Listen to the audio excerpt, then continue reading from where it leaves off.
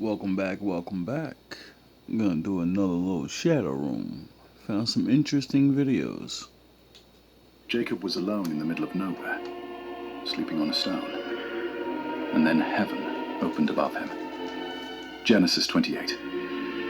Jacob is fleeing from his brother Esau, who wants to kill him. He has nothing. He stops for the night in an unnamed place, takes a stone for a pillow, and falls asleep on the ground. And then he sees it. A stairway set on the earth, with its top reaching heaven. And the angels of God ascending and descending on it. And God standing above it, speaking directly to him.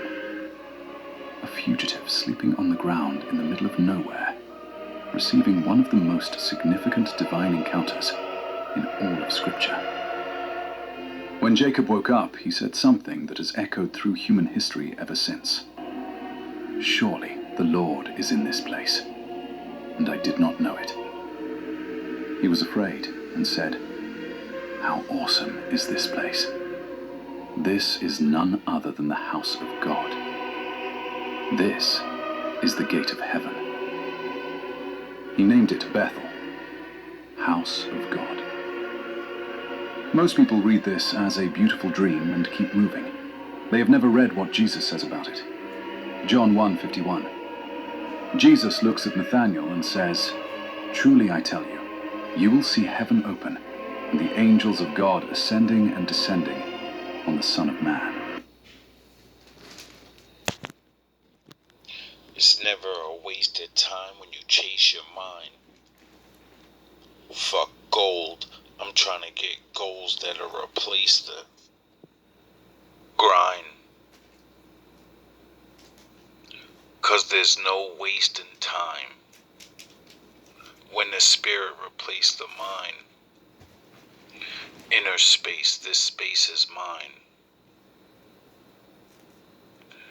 You can never wish fate rewind. Everything's straight except faith and time. So I face my time, close my eyes and face my mind. Only to find the inner face is mine.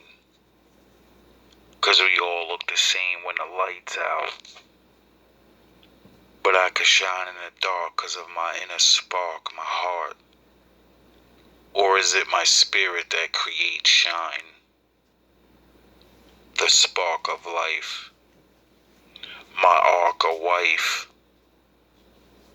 'Cause Noah was the first seaman that charted nights easy. He quotes Genesis 28 word for word and replaces the ladder with himself. Jesus was not describing a future vision. He was telling Nathanael, "I am what Jacob saw. I am the connection between heaven and earth. The stairway that Jacob saw, reaching from the ground to the throne of God, was not a stairway at all. It was a person." Jacob named that place the Gate of Heaven. He said, "The Lord is in this place, and I did not know it." He was sleeping at the foot of Jesus and did not recognize him. The Gate of Heaven was never a place. It was always a person. Jacob was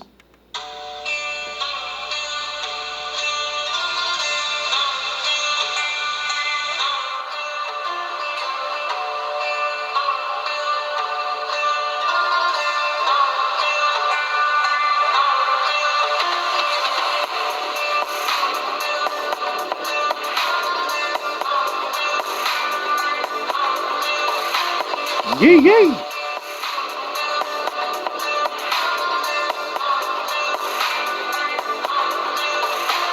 Yee yee!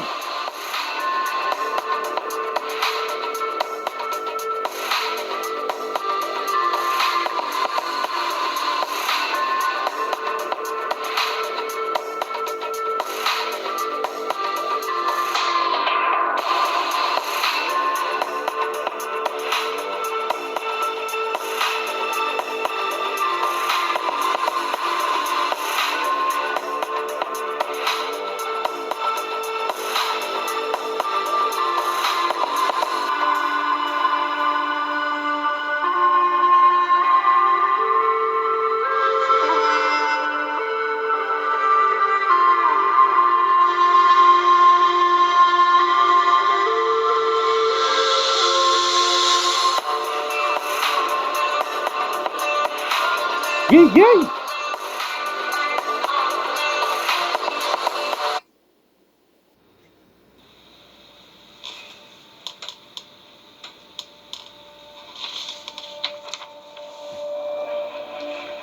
What if? Poem by GMB. Your kids don't owe you for nothing, homie. Whatever you pour into your children, there's no return check on that. They don't owe you for that. If they don't get up and do, if they don't go up and do nothing for you, they don't owe you nothing. They didn't ask to come here. Your children are a result of your choices. So they don't owe you nothing. You owe it to them to make sure they are better than you. Your kids don't owe you for nothing, homie.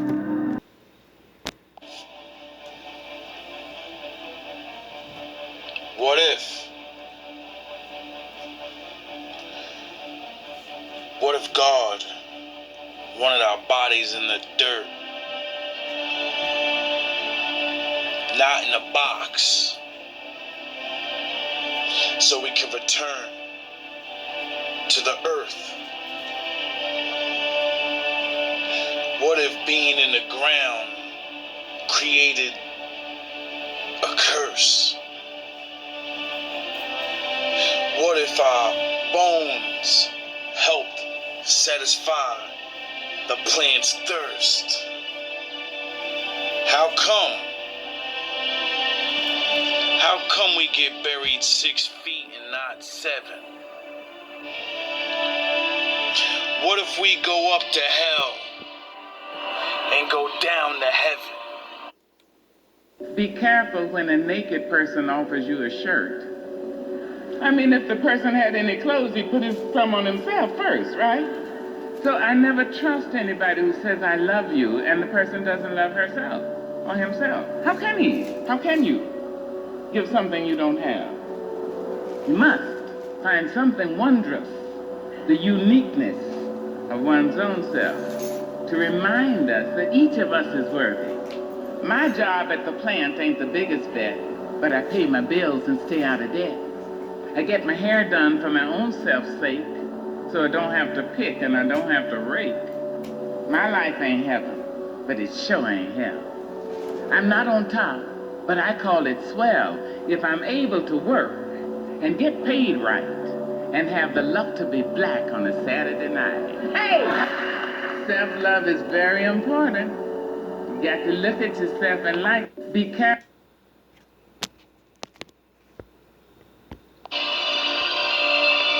What if the devil's name wasn't Demon, but Dave?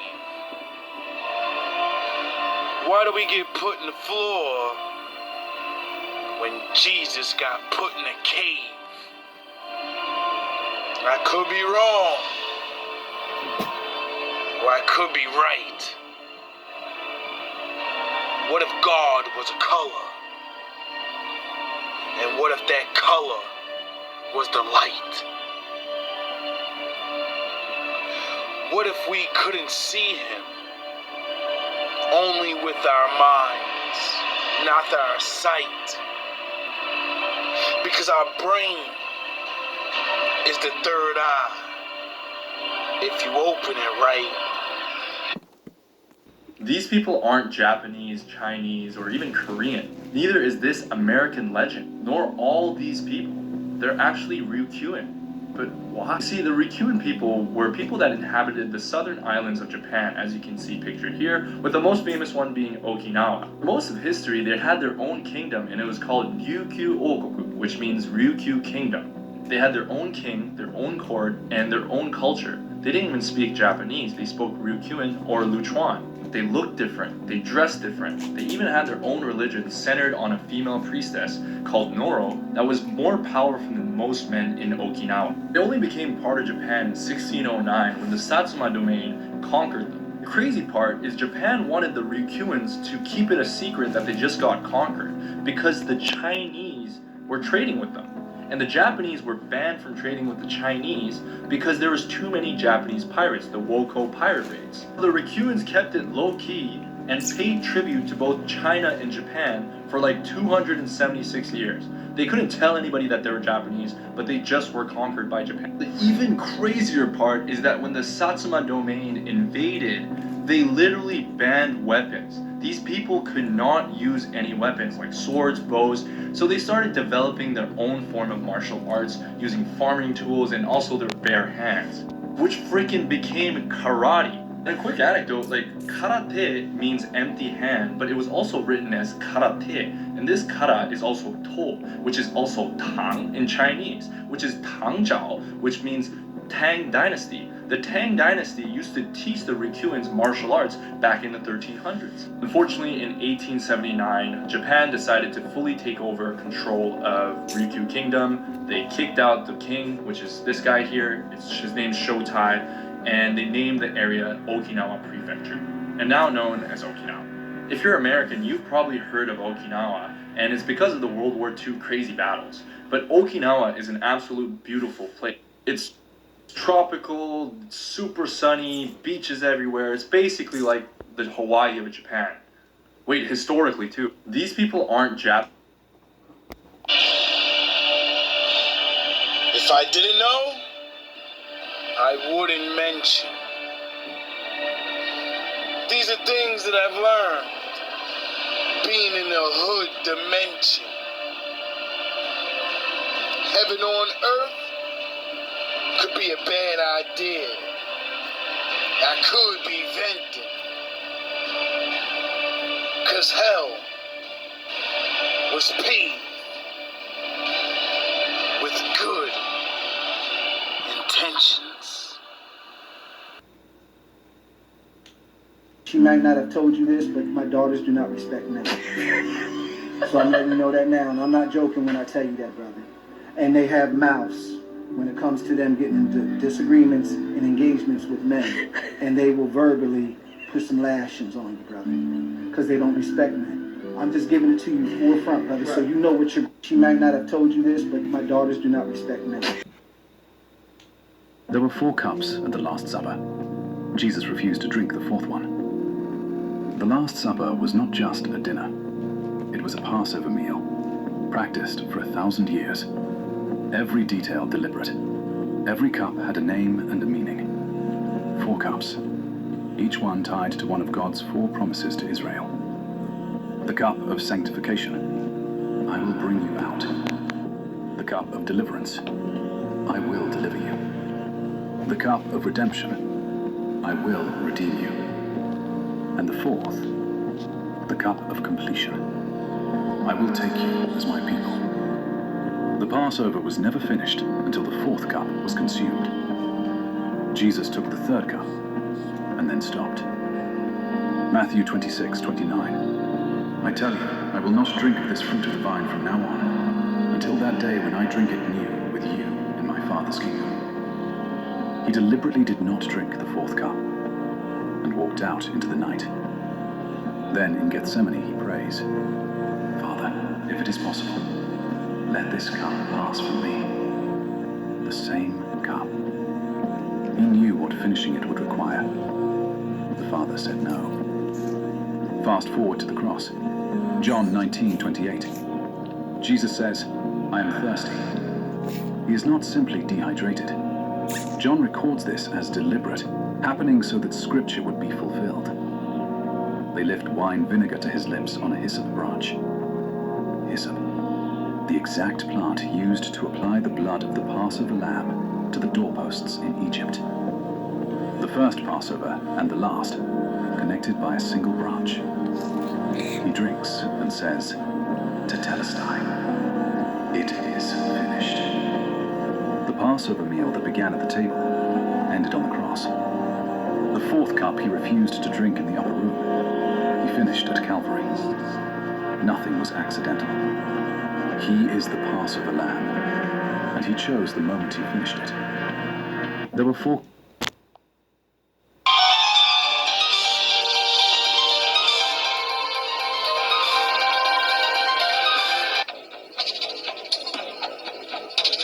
We'll wait for what? He needs a sensu bean. Quiet, boy. Where is your honor? Like all pure-blooded Saiyans, Kakarot would rather die fighting than win with one of those disgraceful senzu beans as his crutch. Kakarot trained in the hyperbolic time chamber just as we did. Now let's see what he can do. No, we can't. Goku doesn't have the strength. Don't you see what will happen if he keeps going like this? If this goes on, then he will die.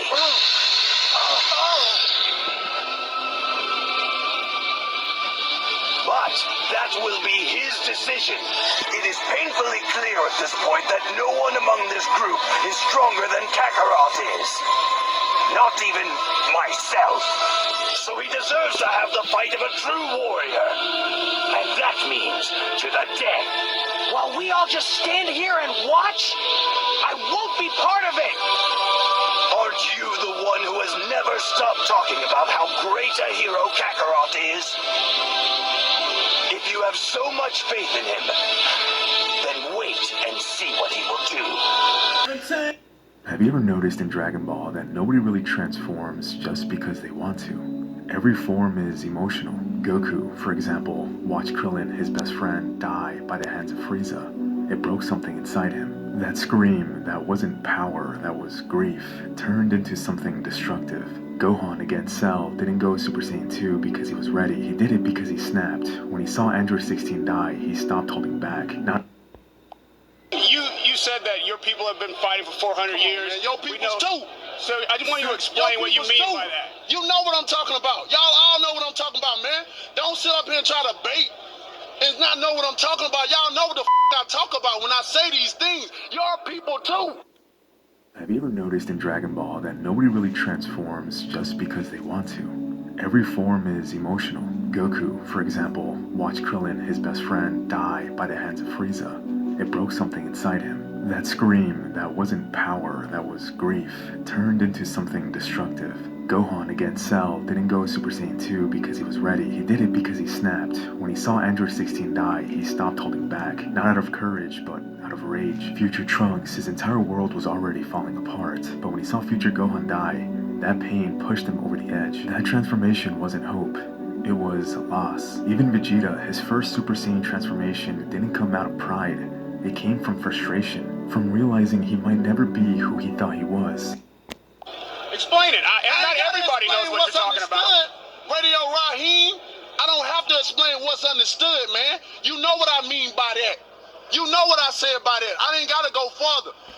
And even later, Ultra Instinct, Beast, they don't come from peace. They come from pressure. From being pushed so far, you have no choice but to change. And I think that's the lesson. Real change doesn't come when life is easy. It comes when something inside you breaks. But here's the thing, in Dragon Ball, pain creates power. But in real life, pain can either destroy you or force you to become something you never thought you could be. And if anybody don't understand that, then God be with them. Go look up the history.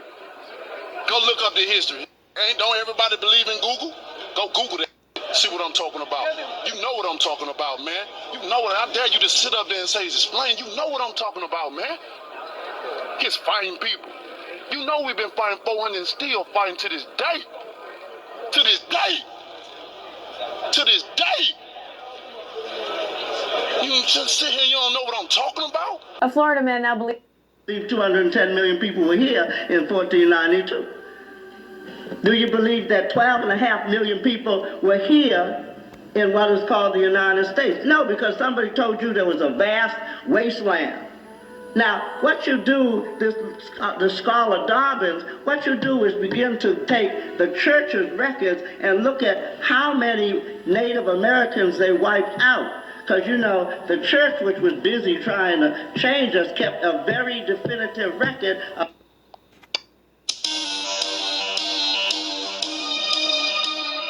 Oh, really? Tell me, Vegeta, with that stamp on your head, I know Babbidi's been giving you orders. Is this one of them? Are you trying to fight me because of him? Or is this the same old story between you and me? Which one? a Florida Does it really matter? Not to you, Gohan, but to a warrior it matters greatly. And you know this as well as I do, Kakarot. In a day, you'll be back to the dead, and I will not miss this opportunity. Who are you people? Don't you see the universe matters more than your meaningless squabble? Meaningless, huh? What do you know of meaningless? Nothing.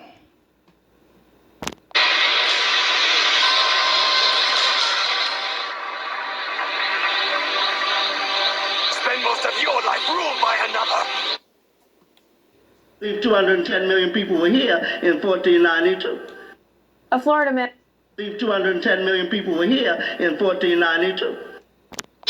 Watch your race dwindle to a handful. Do you believe that 12.5 million people were here in what is called the United States? No, because somebody told you there was a vast wasteland. And then, tell me what has more meaning than your own strength. I have in me the blood of a Saiyan prince. He is nothing but a joke. Now, what you do, the scholar Dobbins, what you do is begin to take the church's records and look at how many Native Americans they wiped out. Because, you know, the church, which was busy trying to change us, kept a very definitive record of how successful they were at massacring the indigenous people here.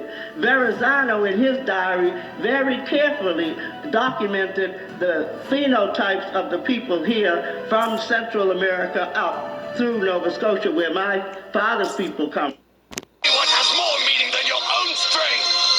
I have in me the blood of a Saiyan prince. He is nothing but a joke. From the Ethiopian-looking people in Florida to the light Eskimo-type people in Nova Scotia. Wow, the Bible said his people look like the Ethiopians, but they're not Ethiopians. They look like them now. And there's a people that lived in America a long time ago, and they look like Ethiopians, but it's America, so it's not Ethiopia. Yet I've had to watch him surpass me in strength. My destiny thrown to the wayside. So we know what the people look like here. These 210 million people were here in 1492. He's even saved my life as if I were a helpless child. He has stolen my honor. And his debts must be paid.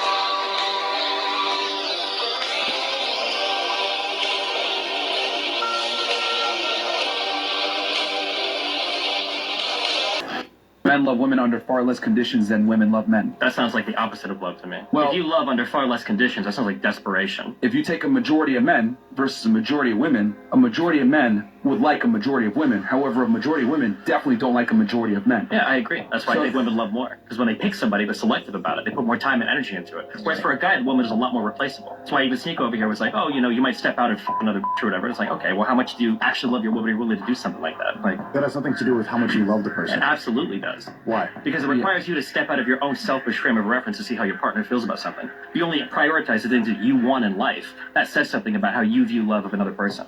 It's not really prioritizing, it's just doing what you want to do. Yeah, that's called being selfish. It's usually what you do when you don't love somebody.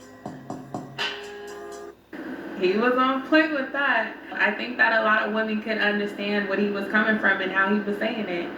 Sometimes some of these men can be selfish for so long that they don't even recognize that what they're doing is called selfishness anymore because it's become such a normalcy to them. Comment below, let me know how y'all feel.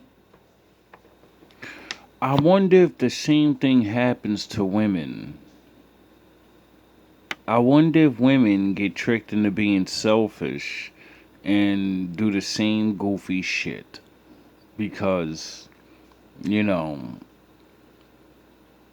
we can be two different things, but we all share these emotions.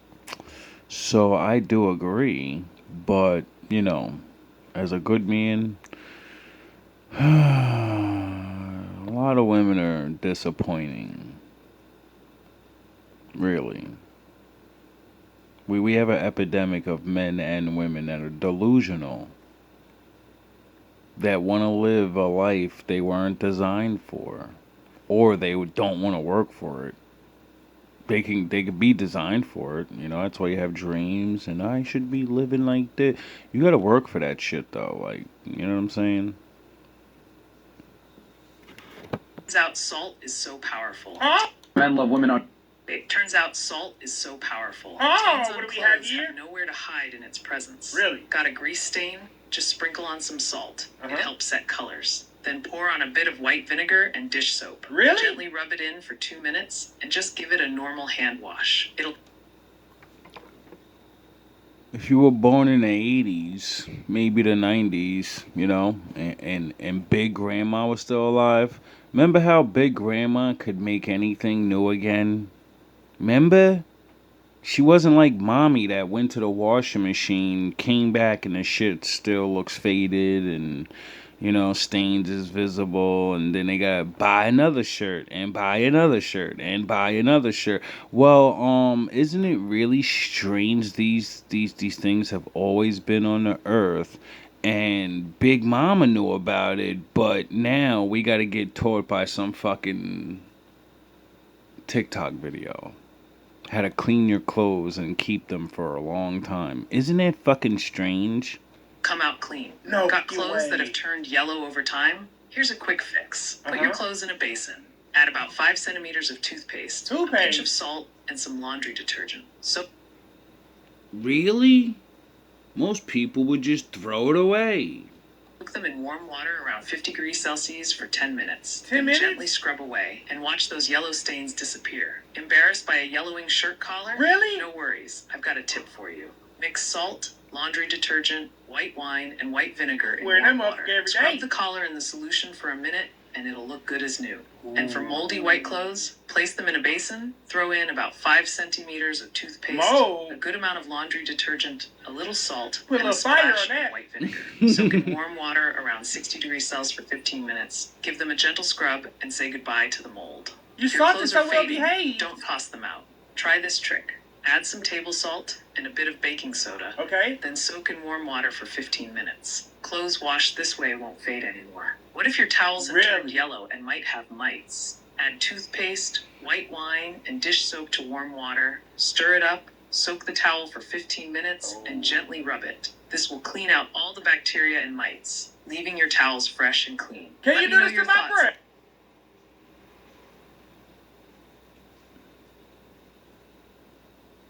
It's amazing how many uses toothpaste has, you know? Like when I was younger, I remember the older kids, you know, having their sneakers, their Jordans, their Nikes, and they would get dirty, and instead of throwing it away, they would get toothbrushes with baking soda and toothpaste, and they would clean their shoes off.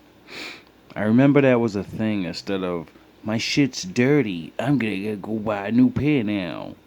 It's fading out. I gotta go buy a new pair. No, clean your fucking clothes. Like, oh yeah, we don't know about these things anymore. So if you don't know better, you can't do better.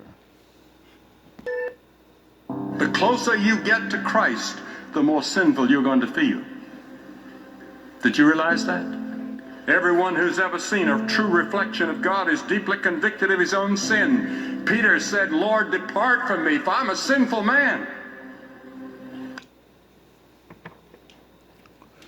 It works like that with wisdom too. When you think you know shit and you start learning the Lord's wisdom and experiencing it, you start knowing you don't know anything. And although you know a lot of things, because you're an adult, you learn things. There's so much to life. Your one mind can't know it all. You could not hold all that information and remember it. So then you understand you know not. Even if you do know, you still don't know. The fact that you're aware of your sin and feel guilty about it is a sign of spiritual life. And sometimes we can feel guilty, very guilty. But God will use us in the way he wants to use us if we will confess our sin.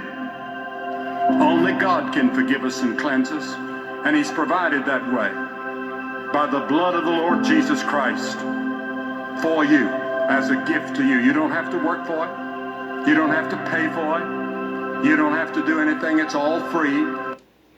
So why is Grandma always giving up her money in church and